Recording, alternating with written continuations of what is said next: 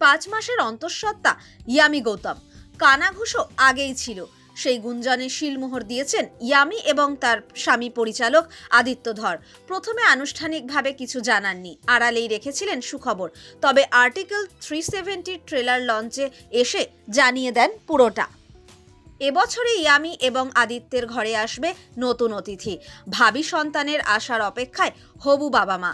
Article 370 shooting চলাকালীন yummy জানতে পারেন যে তিনি মা হতে চলেছেন। এদিন ছবির প্রথম ঝলক প্রকাশ অনুষ্ঠানে এসে সেই অভিজ্ঞতা ভাগ করে নিলেন অভিনেত্রী।